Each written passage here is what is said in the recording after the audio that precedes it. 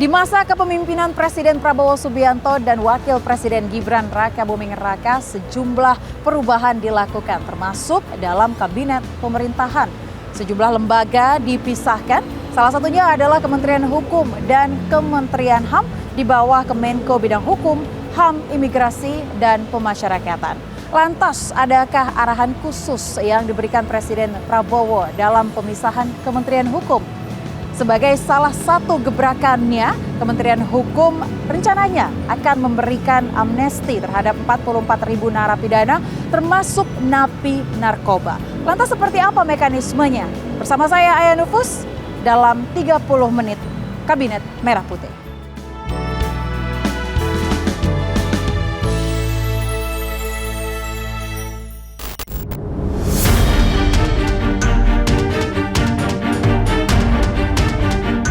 Korupsi menjadi daya tarik tersendiri bagi sejumlah oknum pejabat negeri. Demi memperkaya diri sendiri, mereka tega memanipulasi informasi. Belum lagi hukum bagi para koruptor di negeri ini yang terbilang sangat ringan. Bahkan tak jarang hukuman ringan koruptor dijadikan candaan. Harvey Moise misalnya, terdakwa kasus mega korupsi di PT Timah ini merugikan keuangan negara hingga 300 triliun rupiah. Namun bukan vonis hukuman mati atau seumur hidup, Moise justru hanya diganjar dengan hukuman 6,5 tahun penjara. Hanya setengah lebih sedikit dari tuntutan 12 tahun penjara yang diajukan para jaksa. Meski rencana banding diajukan Kejaksaan Agung, namun vonis untuk Harvey Moise sudah terlanjur mencederai rasa keadilan di mata rakyat Indonesia. Lantas, bagaimana langkah konkret Kementerian Hukum di bawah Presiden Prabowo Subianto untuk mengurangi angka korupsi di Ibu Pertiwi? Pak Menteri, apa kabar? Alhamdulillah baik. Pak, kata saya lihat postingannya di Instagram, kebanyakan akhir-akhir ini selalu berolahraga nih, Pak. Ya, itu bagian dari upaya supaya kita tetap sehat. Oke, baik. Berarti untuk sehat, untuk menjalani gebrakan-gebrakan dari Kementerian Hukum. Iya. Nah, pemirsa, kali ini kita akan membahas gebrakan dari Kementerian Hukum di bawah kepemimpinannya Bapak Supratman Andi Aktas, dan pastinya banyak sekali yang juga menggegerkan publik beberapa hal sepertinya ya. Masa sih yang menggegerkan? Enggak ya. Oke, tapi yang paling menarik adalah ini kan hampir 100 hari di bawah kepemimpinannya Pak Prabowo Subianto. Arahannya masih sama dan konsisten? Masih sama, Pak Prabowo dari awal tidak pernah membebani kami untuk ada program Quick Win ya. Prinsipnya mulai sejak dilantik sampai dengan di akhir kita dipercaya menjadi pembantu beliau, beliau menugaskan untuk konsisten terhadap program-program yang beliau ingin capai dan sudah terlanjur dijanjikan dalam masa kampanye yang lalu. Nah, termasuk di Kementerian Hukum. Begitu banyak PR yang kami harus selaraskan dengan program beliau karena bersentuhan dengan seluruh kementerian dan lembaga.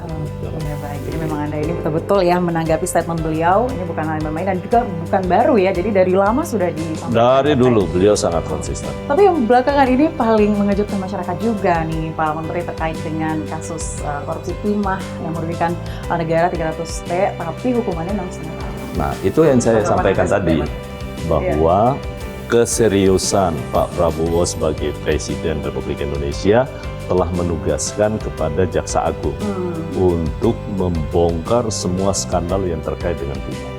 Dan keseriusan itu kan Jaksa Agung sudah tunjukkan dalam tuntutannya seberapa besar. Dan karena Jaksa Agung itu berada di wilayah eksekutif, di mana Jaksa Agung adalah juga aparatnya Presiden, maka tanggung jawab kita itu kan sampai di penuntutan. Bahwa vonisnya itu kemudian lebih ringan dari tuntutan jaksa, itu di luar kuasa Presiden. Karena pengadilan itu tidak berada di bawah kekuasaan Presiden. Nah, kita berharap nanti majelis hakimnya, siapapun yang menangani, tentu harapan Presiden dan harapan kita semua supaya keadilan itu bisa diciptakan.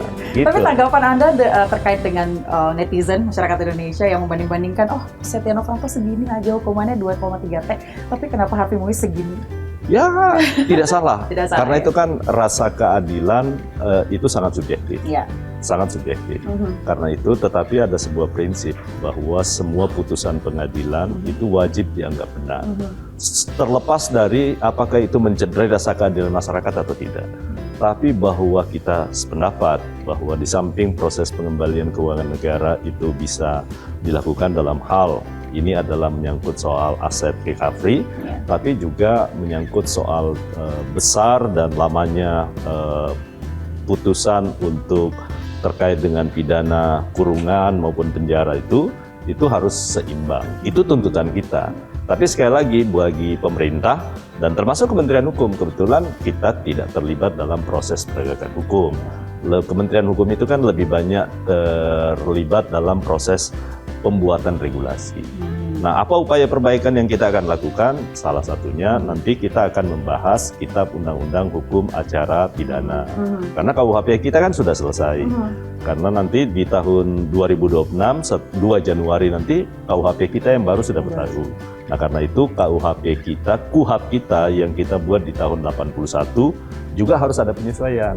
Jadi ada lebih ke menteri pasal ke pasal ya Pak ya? Ya harus tetap. Itu tugas pokok yang utama karena terkait dengan kebijakan di bidang perundang-undangan, bukan di penegakan hukum. Kalau urusan penegakan hukum itu urusannya di polisi. Tapi ada dong Pak jaksa. upaya Bapak untuk memperkuat hukum di Indonesia lagi, khususnya untuk korupsi para pejabat negara. Pasti kita lakukan hal yang sama. Jadi beberapa undang-undang yang sudah kita persiapkan, termasuk undang-undang perampasan aset. Kan pemerintah udah siap nih. Kemudian undang-undang tentang pemberantasan transaksi uang kartal. Tetapi kan pemerintah tidak sendirian dalam penyusunan sebuah undang-undang. Tugas utama pembentukan undang-undang menurut Undang-Undang Dasar 45 itu sekarang beralih dari dulu di presiden, sekarang beralih ke parlemen. Oke, karena beberapa waktu yang lalu juga kan masyarakat Indonesia sempat kayak, wah ini sepertinya pemerintah salah kaprah dengan denda damai yang sempat disampaikan. Enggak, denda damai itu jadi gini, denda damai sesuatu yang contoh bahwa ada penyelesaian di mana kerugian negara ataupun juga kerugian perekonomian negara itu merupakan satu penyelesaian yang kita anut. Jadi diatur dalam regulasi. Karena kan untuk tindak pidana ekonomi memang dikenal denda damai.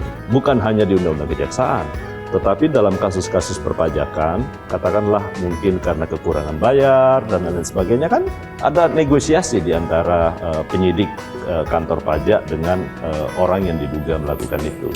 Nah, upaya denda damai itu adalah memangkas menyangkut soal penyelesaian perkara di luar pengadilan.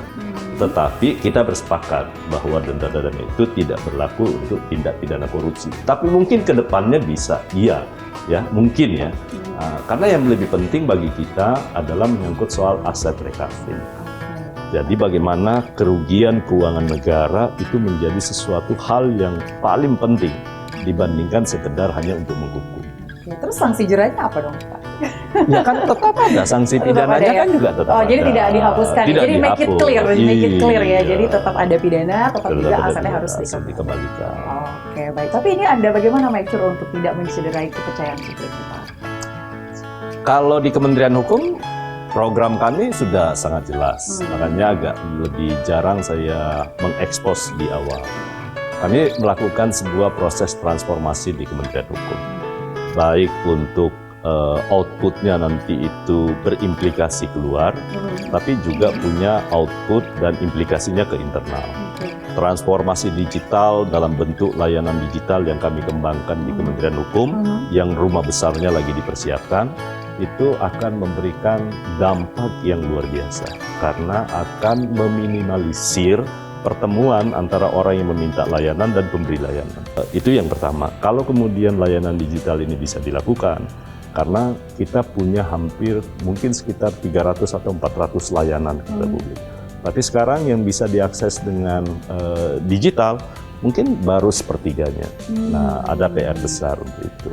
Jadi tengah teknologi, smartphone di mana-mana, digitalisasi itu sangat penting. Oh, sangat penting. Ya, seperti halnya dengan layanan perbankan, sekarang kita udah hampir nggak pernah ke bank kan? Nggak, mobile banking. Mobile banking, ya, itu sebuah keniscayaan. Jadi itu nggak bisa, itu tak terhindarkan. Tapi Anda ini salah satu menteri yang dikatakan cukup cepat sekali Pak kerjanya. Rencananya sangat sistematis, termasuk juga banyak di media yang beredar soal presidential threshold. Bisa Anda jelaskan mungkin terkait hal itu? Kita hormati putusan MK. Iya. Dan saya mengapresiasi, kali ini saya mengapresiasi putusan MK. Kenapa saya apresiasi? Karena Mahkamah Konstitusi tidak membuat norma. Membatalkan norma yang dibuat oleh pemerintah bersama dengan DPR, kemudian memberi ruang kepada pembentuk undang-undang untuk membuat norma baru. Tetapi memberi rambu-rambu 5 hal dalam bentuk yang disebut dengan rekayasa konstitusional. Nah, apa bentuknya rekayasa konstitusional tadi? Untuk membatasi semua calon presiden, bukan berarti dengan begini semua partai politik boleh mencalonkan. Ada, nanti kita akan bicarakan. Sekarang ini Kementerian Dalam Negeri tentu melakukan kajian karena itu tusinya teman-teman di sana. Tetapi juga Kementerian Hukum melakukan hal yang sama. Kita juga melakukan proses kajian dan kita nanti akan paparkan kepada Presiden, kepada bersama-sama dengan Mendagri tentu dan juga Komisi Pemilihan Umum maupun penyelenggara pemilu yang lain. Semuanya harus saling bersinambungan ya. Oke, baik. By the way, Bapak, how do you like this office? Ya, saya ngelihatnya ramai banget, bukunya banyak, terus juga banyak foto-foto. Ini yang dari ini retreat ya, retreat. Kemudian dulu ini pelantikan. Tadi pelantikan waktu zamannya Pak. Dan yang di sana itu pada saat saya pertama kali memimpin apel di Kementerian Hukum dan HAM, masih Kementerian Hukum dan HAM. Oh, masih Kementerian Hukum dan HAM, berarti masih tahun lalu. Itu pertama kali. Oke, baik. Tapi memang rapi sekali. Tapi bukan saya nih, ini semua teman-teman semua nih yang lakukan. Ya. Nah, ini ada lukisan juga nih, Pak. Tahu nggak? Ini lukisan satu lebih gagah dari aslinya. Enggak dong. Atau aslinya masih lebih ya. Tapi yang paling istimewa buat pemirsa dan teman-teman semua, ini adalah hasil karya warga binaan dari Kanwil, Kalimantan Timur. Waktu saya berkunjung ke Kalimantan Timur, ada seorang narapidana ataupun warga binaan. Saya tidak minta, karena dia tahu saya berkunjung, dia cepat menyelesaikan dan saya membeli lukisan ini dari yang bersangkutan. Jadi luar biasa, sebenarnya tuh warga binaan kita yang dulu karena ya, Pak, ya? Sangat kreatif.